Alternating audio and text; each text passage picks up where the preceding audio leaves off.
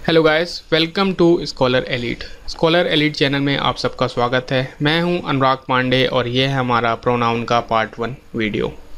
जो भी लोग इस वीडियो को देख रहे हैं, मैं उम्मीद करता हूं वो सभी सब्सक्राइबर हैं हमारे यूट्यूब चैनल के। अगर आप नहीं हैं तो सब्सक्राइब ज़रूर कीजिए चैनल को। ये है हमारा प्रोनाउन का पार्ट 1 वीडियो। तो हम इसमें डिस्कस करेंगे प्रोनाउन होता क्या है, प्रोनाउन के कुछ टाइप्स को डिस्कस करेंगे और डिस्कस करेंगे उनसे जुड़े हुए रूल्स से। तो आइए स्टार्ट करते हैं हमारा वीडियो प्रोनाउन। अब देख लेते हैं प्रोनाउन होता क्या है। A pronoun is a word that is used at the place of noun. Pronoun आपके वो शब्द होते हैं जिनका कि आप यूज़ करते हैं नाउन की जगह पर। जैसा कि आप एग्जाम्पल को देख सकते हैं, राम इज़ अ डांसर। अब राम जो है यहाँ पर वो है आपका नाउन। नेम होते हैं आपके प्रॉपर नाउन। अगर आप इसी सेंटेंस को दूसरे वे में बोलना चाहें तो आप इसे कह सकते हैं ही इज़ अ डांसर। अब ये ही जो है उसने रिप्लेस कर दिया है राम को और ये रिप्रेजेंट कर रहा है राम को। तो ये ही जो है वो है आपका प्रोनाउन, ठीक है। और अगर आप चाहे नाउन का यूज़ करें चाहे प्रोनाउन का यूज़ करें, इससे सेंटेंस के मीनिंग में कोई भी चेंज नहीं आता। अब बात करते हैं प्रोनाउन के टाइप्स की। प्रोनाउन की अगर टाइप्स की हम बात करें तो प्रोनाउन को आप फॉलोइंग कैटेगरीज में डिवाइड कर सकते हैं: personal pronoun, reflexive pronoun, indefinite pronoun, demonstrative pronoun, emphatic pronoun, relative pronoun, interrogative pronoun और डिस्ट्रीब्यूटिव प्रोनाउन। देखिए, प्रोनाउंस की ये जो कैटेगरी है, प्रोनाउन की ये कैटेगरी डिवाइड की गई है कि आप प्रोनाउन का यूज़ किस तरह से कर रहे हैं, ठीक है। ये कोई ऐसी कैटेगरी नहीं है कि जैसे अगर आप कोई वर्ड का पर्सनल प्रोनाउन की जगह के जैसे यूज़ कर रहे हैं तो आप उसका और किसी प्रोनाउन के जैसे यूज़ नहीं कर सकते। जैसे कि अगर मैं बात करूं, हु का यूज़ आप इंटेरोगेटिव प्रोनाउन के रूप में भी कर सकते हैं और रिलेटिव प्रोनाउन के रूप में भी। तो आपको देखना होगा सेंटेंस में उसका यूज़ कैसे किया गया है, ठीक है। आइए बढ़ते हैं आगे। शुरुआत करते हैं पहले हमारे पर्सनल प्रोनाउन से। पर्सनल प्रोनाउन की बात करते हैं। सबसे पहले देखते हैं कुछ 3 तरह के केसेस होते हैं आपके: सब्जेक्टिव केस, पोजेसिव केस और ऑब्जेक्टिव केस। केसेस का हम अलग से वीडियो बनाएंगे जिसमें हम डिस्कस करेंगे ये सभी होते क्या हैं, इनके और इनसे जुड़े हुए बहुत सारे रूल्स। अभी फ़िलहाल के लिए हम देख लेते हैं सब्जेक्टिव केस। आपके वो केसेस होंगे जो कि किसी सेंटेंस में एज अ सब्जेक्ट काम करेंगे। पोजेसिव केस आपके बताते हैं पोजेशन। पोजेशन का मतलब होता है अधिकार। और ऑब्जेक्टिव केस वे केस होते हैं जो कि सेंटेंस में आपके एज अ ऑब्जेक्ट वर्क करते हैं। अब देख लेते हैं फर्स्ट पर्सन। आई और वी होता है आपका फर्स्ट पर्सन और वो होता है आपका सब्जेक्टिव केस। अगर आई के लिए पोजेसिव केस की बात करें तो वो होता है माय और माइन। और अगर वी के लिए पोजेसिव केस की बात करें तो वी के लिए पोजेसिव केस होता है आर और आर्स। आई के लिए अगर ऑब्जेक्टिव केस की बात करें तो वो होता है मी। वी के लिए अगर ऑब्जेक्टिव केस की बात करें तो वो होता है अस। अब देख लेते हैं सेकंड पर्सन। सेकंड पर्सन है हमारा यू। यू के लिए पॉजेसिव केस की बात करें तो वो होता है योर और पॉजेसिव केस या फिर योर्स। ऑब्जेक्टिव केस यू के लिए यू ही होता है। अब बात करते हैं थर्ड पर्सन। थर्ड पर्सन होते हैं आपके ही, शी, इट, दे या फिर वन। तो इनके लिए जो पॉजेसिव केस होते हैं, ही के लिए होगा हिज, शी के लिए होगा हर या फिर हर्स, इट के लिए होगा इट्स, दे के लिए होगा देयर या देयर्स और वन के लिए होगा वंस। ऐसे ही अगर आप ही, शी, इट, दे, वन के लिए अगर ऑब्जेक्टिव केस की बात करें तो ही के लिए होगा हिम, शी के लिए होगा हर, इट के लिए वो इट ही रहेगा और देम होगा दे के लिए और वन के लिए होगा वन। देखिए, अगर मैं कोई सेंटेंस बोलूँ आई हेट हिम, तो आई जो यहाँ पर है देख लीजिए है आपका सब्जेक्टिव केस और हिम जो है वो है ही के लिए ऑब्जेक्टिव केस, ठीक है। तो आई हेट हिम में आई है आपका सब्जेक्ट और हिम ट्रीट हो रहा है एज अ ऑब्जेक्ट, ठीक है। अब डिस्कस करते हैं आगे। अब देख लेते हैं कुछ रूल्स, कुछ बहुत इंपॉर्टेंट रूल्स हम देख लेते हैं। If 3 different kinds of person comes together they are arranged in 2-3-1 order। बहुत इंपॉर्टेंट रूल है ये, अक्सर आता है, बहुत ज़्यादा आने वाला रूल है ये। तो 2 3 1 मतलब कि आप सबसे पहले यूज़ करेंगे सेकंड पर्सन का, फिर थर्ड पर्सन का, और फिर यूज़ करेंगे आप फर्स्ट पर्सन का। इसके पहले जस्ट स्लाइड में हमने डिस्कस किया था कौन सा है आपका सेकंड पर्सन, कौन सा है आपका थर्ड पर्सन और कौन सा है आपका फर्स्ट पर्सन। जैसे कि अगर कोई सेंटेंस लिखा हुआ है Ram you and I were playing cricket. अब देख लिए राम जो है वो है आपका, कोई भी नाम हो अगर तो वो होता है आपका थर्ड पर्सन, यू है आपका सेकंड पर्सन और आई है आपका वो है आपका फर्स्ट पर्सन। तो यहाँ पर देख लीजिए आपने पहले यूज़ किया 3 का, फिर यूज़ किया 2 का और फिर यूज़ किया 1 का, जो कि है इस स्ट्रक्चर के हिसाब से गलत। आपको पहले यूज़ करना था 2 का, फिर करना था 3 का और फिर करना था 1 का। तो ये सेंटेंस जो है वो है आपका गलत। अब अगर आप नेक्स्ट सेंटेंस को देखें तो you Ram and I were playing cricket. अब यहाँ आपने यूज़ किया सेकेंड का, फिर आपने यूज़ किया है थर्ड का और फिर आपने यूज़ किया है फर्स्ट का, जो कि हमारे रूल के हिसाब से है बिल्कुल सही। तो ये सेंटेंस है आपका बिल्कुल सही। अब देखते हैं नेक्स्ट। देखिए 3 पर्सन है तब तो आप 2 3 1 का रूल लगाएंगे, पर अगर 2 पर्सन है केवल तो 2 पर्सन या तो वो 2 3 होंगे या 3 1 होंगे या फिर 2 1 के ऑर्डर में आपको करना पड़ेगा यूज़। तो आइए देखते हैं एक एक रूल को। सबसे पहले बात करते हैं 2 3 की। जैसे अगर लिखा हुआ है Ram and you were playing cricket, Ram है आपका थर्ड और फिर यू है आपका सेकंड, जो कि है हमारे स्ट्रक्चर के हिसाब से गलत। तो ये सेंटेंस है आपका गलत। आपको पहले यूज़ करना था 2 का जो कि है यू, फिर यूज़ करना था आपको 3 का जो कि है राम, तो फिर ये हो जाता आपका सेंटेंस बिल्कुल सही। अब देखते हैं नेक्स्ट अगर आपको यूज़ करना है तो नेक्स्ट होगा आपका 3 1। 3 1 मतलब कि पहले आपको यूज़ करना होगा थर्ड पर्सन का, फिर आपको यूज़ करना होगा फर्स्ट पर्सन का। I and Ram were playing cricket, I है यहाँ पर जो है फर्स्ट, फिर आपने यूज़ किया है थर्ड का, तो ये फिर हो गया आपका गलत। Ram and I were playing cricket ये होगा आपका बिल्कुल सही, क्योंकि राम है आपका थर्ड पर्सन, फिर आपने यूज़ किया है फर्स्ट पर्सन का। अब देख लेते हैं हमारा नेक्स्ट रूल 2 1 का। I and you were playing cricket अगर कहीं लिखा हुआ है तो वो है गलत, क्योंकि आपने यूज़ किया है फर्स्ट पर्सन को पहले और सेकंड पर्सन को बाद में, जो कि है गलत। आपको यूज़ करना था पहले सेकंड पर्सन का, फिर आना था आपका फर्स्ट पर्सन। तो यहाँ पर ये सेंटेंस है आपका गलत। और नीचे अगर आप सेंटेंस देखें, यू है आपका सेकंड पर्सन, आई है आपका फर्स्ट पर्सन, तो ये सेंटेंस है बिल्कुल सही।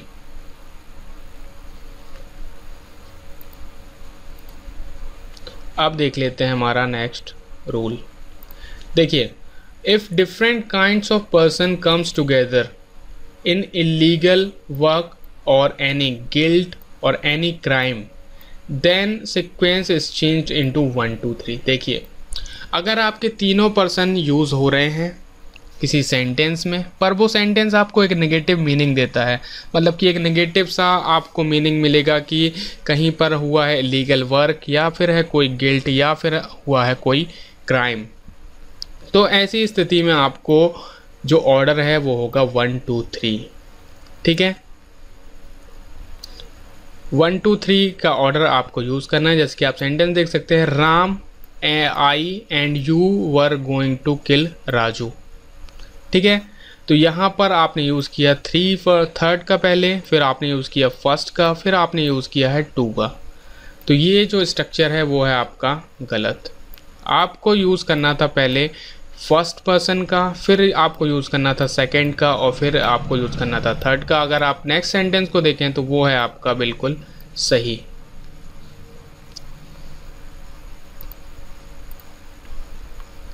अब देख लेते हैं हमारा next personal pronoun. Next personal pronoun है हमारा 1। ठीक है, 1 है आपका थर्ड पर्सन, अभी हमने देखा था। 1 का जो यूज़ होता है वो आप सिंगल के लिए भी करते हैं, मतलब कि किसी सिंगल पर्सन के लिए आप 1 का यूज़ कर सकते हैं, 1 ऑफ स्ट्रक्चर के जैसे।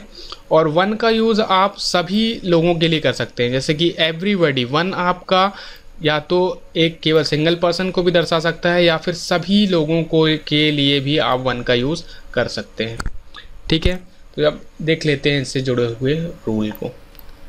In the sense of single one, अगर केवल एक पर्सन की बात करेगा वन, तो ये लेता है पोजीशन हिज, हर और इट्स का। ठीक है, ये है एक बहुत important rule.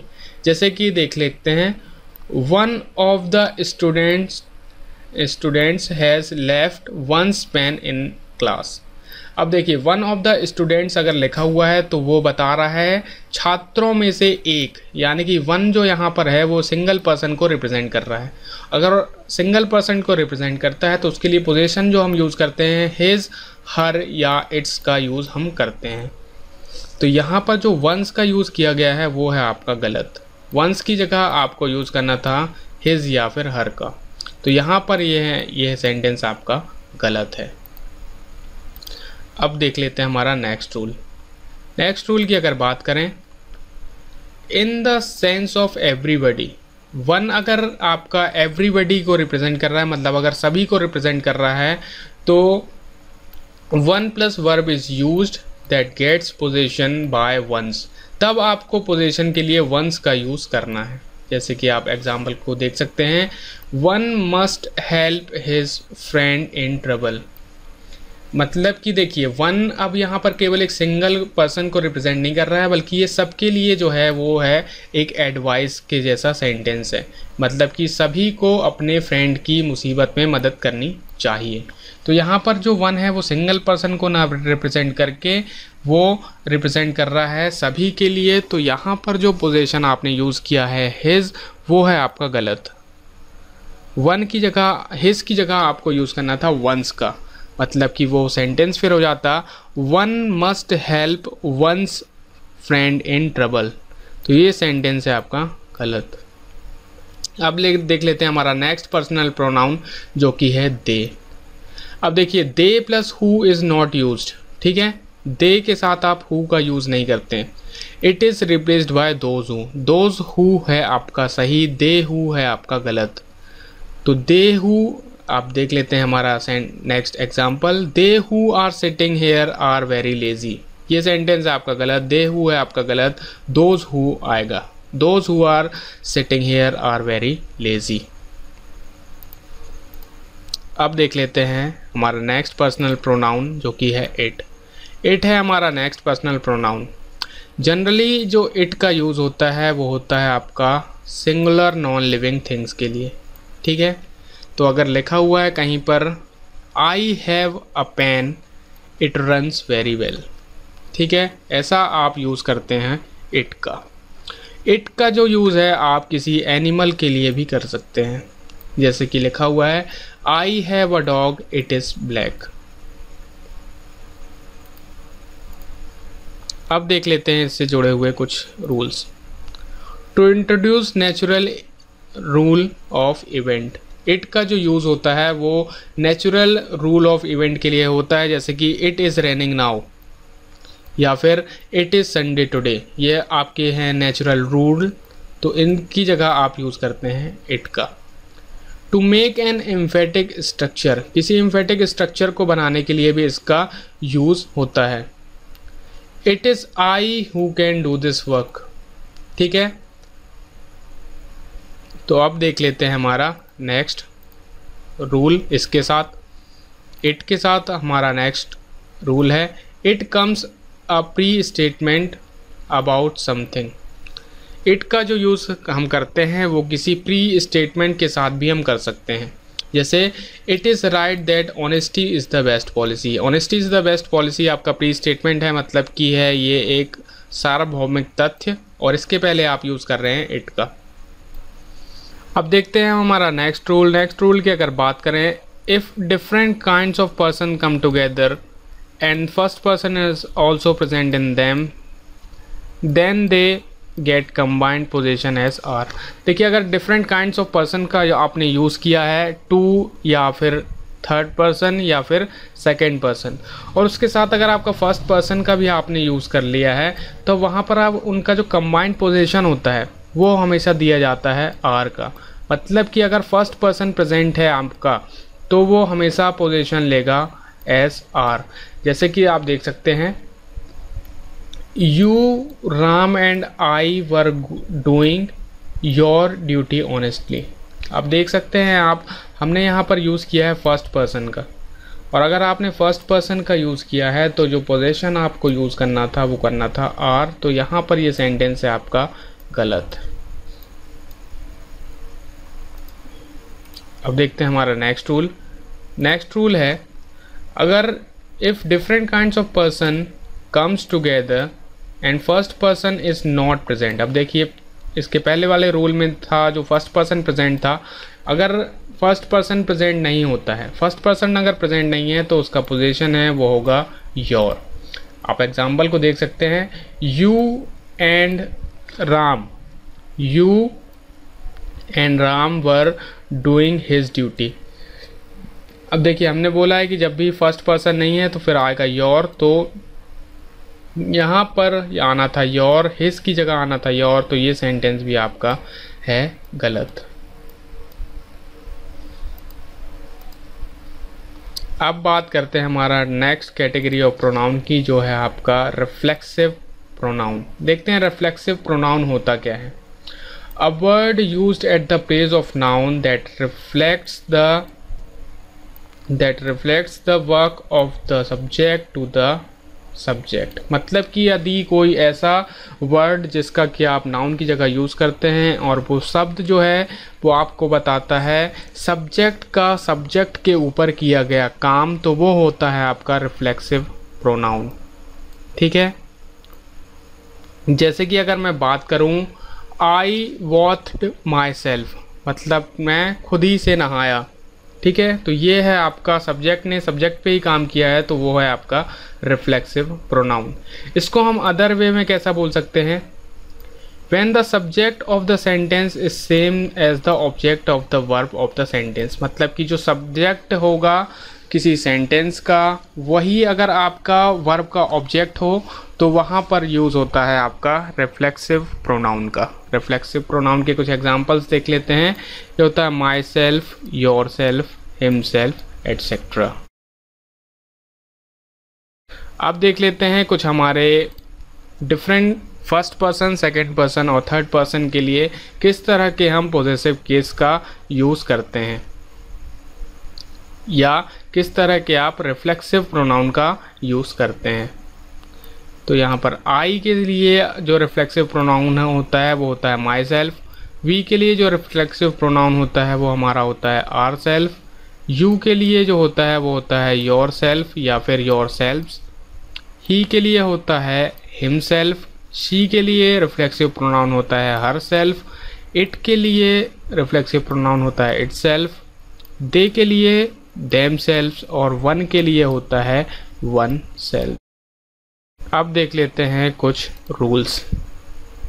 They are used as object of the sentence. जैसा कि हमने डेफिनेशन में देखा था कि रिफ्लेक्सिव प्रोनाउन का यूज़ आप एज अ ऑब्जेक्ट करते हैं। जैसे कि अगर लिखा हुआ है ही चीट्स हिमसेल्फ, ही जो है यहाँ पर है सब्जेक्ट और हिमसेल्फ जो है वो ही के लिए है रिफ्लेक्सिव प्रोनाउन, और इसी के साथ ही वो वर्क कर रहा है चीट के लिए एज एन ऑब्जेक्ट। चीट है यहाँ आपकी वर्ब और वो यूज़ कर रहा है वर्ब के लिए एज एन ऑब्जेक्ट काम कर रहा है। ठीक है, तो यहाँ पर जो होते हैं reflexive pronoun as a object work करती है सेंटेंस में। नेक्स्ट अगर इम्पोर्टेंट रूल की बात करें, they can not be used as a subject. Reflexive pronoun को आप एज अ सब्जेक्ट यूज़ नहीं कर सकते। जैसे कि अगर लिखा हुआ है Ram, Shyam and myself decided to play cricket. यहाँ पर आप देखेंगे तीन सब्जेक्ट हैं, ये पहला है राम, दूसरा है श्याम और तीसरा माई सेल्फ है। यहाँ पर जो है वो है आपका गलत। माई सेल्फ की जगह आपको आई का यूज़ करना था। तो इस वीडियो में फ़िलहाल इतना ही। पार्ट 2 वीडियो में हम कुछ और टाइप्स ऑफ प्रोनाउन को डिस्कस करेंगे। अगर आपको ये वीडियो पसंद आया है तो प्लीज़ लाइक कीजिए, कमेंट कीजिए, शेयर कीजिए और सब्सक्राइब कीजिए स्कॉलर एलीट को। धन्यवाद।